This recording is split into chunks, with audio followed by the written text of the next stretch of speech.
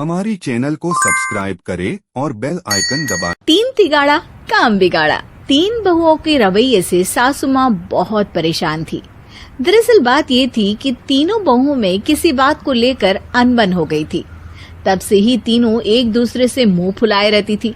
ना कोई सीधे मुंह किसी से बात करती, ना किसी का कहना मानती। पड़ोसी भी इस बात को जानते थे और जाने कैसे कैसे बातें भी करते।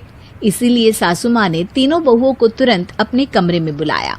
मैं कई दिनों से देख रही हूँ, तुम तीनों अलग अलग सारे काम कर रही हो। ये सब नहीं चलेगा, तीनों को मिलकर ही काम करना पड़ेगा। सास की बात सुनकर एकदम से बड़ी बहू बोल उठती है। नहीं मम्मी जी, मैं इन दोनों के साथ कुछ नहीं कर सकती। मैं इस घर की बड़ी बहू हूँ, फिर भी ये मेरा कहना बिल्कुल भी नहीं मानती। अरे जेठानी जी, जानबूझकर मुझे डबल काम करवाती है आप। और छोटी मुझसे टेढ़े मुंह ही बात करती है। इन दोनों के बीच हमेशा सैंडविच बन जाती है मेरी, और मैं हमेशा आलू की तरह बीच में मसली जाती हूँ।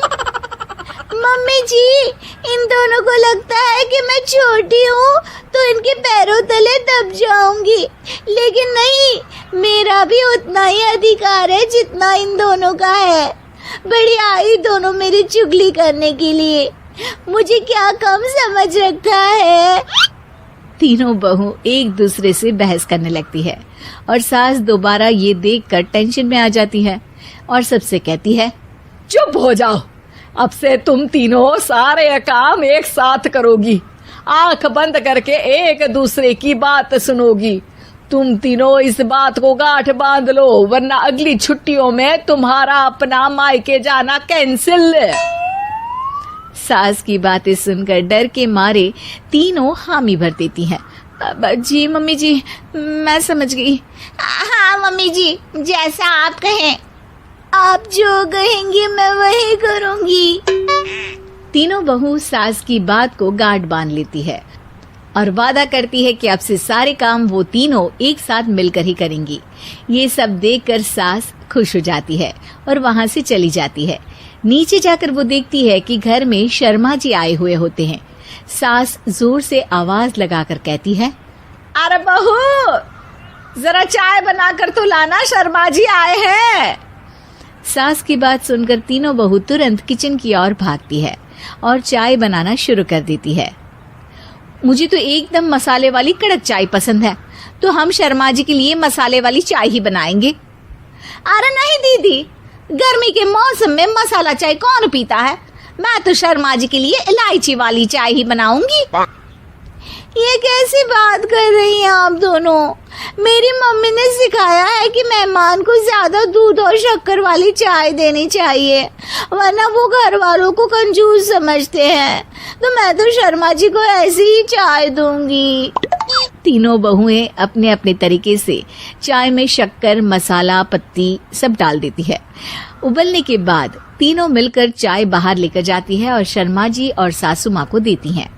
चाय पीने के बाद शर्मा जी सासू माँ को देखकर शर्मा जाते हैं और शर्मिंदा महसूस करते हैं कि आखिर उन्होंने चाय पीने के लिए हामी क्यों भरी। सासू माँ भी चाय पीना शुरू करती है और कहती हैं, अरे बहू, ये कैसी चाय बनाई है? चाय है या मीठे दूध की बासुंदी? हाँ, चाय अच्छी नहीं लगी क्या? कोई बात नहीं, हम पराठा बनाकर लाते हैं। चलो चलो अंदर। हाँ हाँ चलो। हाँ आती हूँ मैं भी। नहीं, मेरा पेट चाय ने ही चौपट कर दिया, वही काफी है। पराठे से पोपट नहीं करवाना, मैं तो चलता हूँ। शर्मा जी चुपचाप पतली गली से निकल जाते हैं। अगले दिन सास बहुओं से कहती है, अरे बहू, जाओ जाके ऊपर के गेस्ट हाउस की सफाई कर दो। कल हमारे यहाँ मेरे दूर के रिश्तेदार आने वाले हैं, तो पूरे कमरे को चमका देना, समझी? तीनों बहू सास की बात को मानकर ऊपर सफाई करने चली जाती हैं और तीनों कमरे की सफाई चालू कर देती है। बड़ी बहू मकड़ी के जाले साफ करती है, तो बीच वाली झाड़ू लगाना और छोटी वाली सर्फ डालकर जमीन धोना शुरू कर देती है। अरे दीदी, जेठानी जी, अभी मैंने पूरी फर्श धोई और आप फिर से धूल नीचे गिरा रही हैं। और मछली जेठानी जी, आप बिना झाड़ू की धूल यहाँ छटक रही हैं। अरे तीनों को साफ करना है, एक साथ सफाई करते हैं ना। अरे वही तो, हम साथ साथ हैं, घर साफ साफ है। तीनों बहू ऐसे ही काम में उलझ जाती है और 2 घंटे तक एक ही कमरे की सफाई करती रहती है। बहुत देर से अपनी बहुओं को ना देखने के कारण सास ऊपर कमरे में उन्हें देखने जाती है, लेकिन कमरे में घुसती ही वो गीली फर्श पर फिसलने के कारण नीचे गिर जाती है। ओरी मोरी मैया, हड्डी मरोड़ के रख दी। आए मेरी तो कमर ही टूट गई रे। तीनों बहुएं सास को उठाती हैं और बिस्तर पर सुला देती है। अरे मेरे हाथ पैर दर्द कर रहे हैं, दबा दो, आराम मिलेगा। हाँ जी माँ जी। अरे जी माँ जी माँ जी। और तीनों बहुएं एक साथ सास के हाथ को दबाना शुरू कर देती हैं।